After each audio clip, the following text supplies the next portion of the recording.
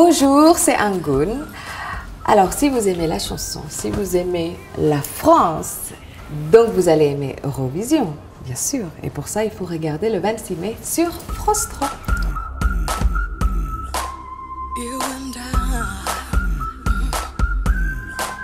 Je représente la France. C'est énorme.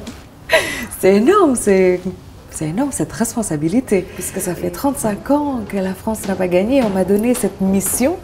Donc il ne faut absolument pas que j'échoue. Je sais que l'attente est grande, je sais qu'il y a la pression, mais j'essaie de ne pas trop succomber à ça. J'entends l'écho de nos pas, tous en cadence, marche au pas, jamais dans le même sens. On avance mais on court après quoi? J'entends l'écho de nos... J'ai l'impression que c'est un petit peu comme les Jeux Olympiques de la chanson. Il y a plein de choses à respecter. Par exemple, la chanson, il faut que ça soit 3 minutes. C'est 1 seconde de plus, on est disqualifié. Il y a donc 3 danseurs, il y a 2 choristes. Et puis moi, puisque le règlement veut que nous serons que 6 sur scène, maximum. La tenue que Jean-Paul Gaultier a créée pour moi est assez, comment dire, c'est quand même très, c'est très spectacle, assez sensuel. Donc on voit beaucoup de jambes.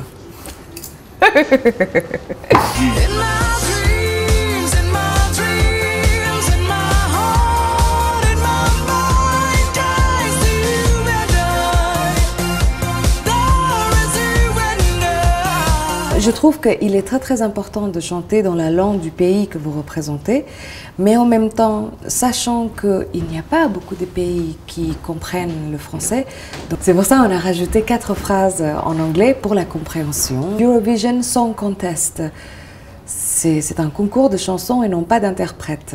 Si jusque-là la France a échoué, ce n'est pas la cause de l'interprète. C'est sûrement la chanson, ou alors, voilà, peut-être les autres sont plus forts que nous, ou ils sont plus chanceux que nous. C'est quand même de très haut niveau. Vraiment, il y a beaucoup de moyens, ils se cassent vraiment la tête pour nous présenter quelque chose d'assez incroyable. Et paraît-il, cette année, ça va être aussi de taille. Voilà.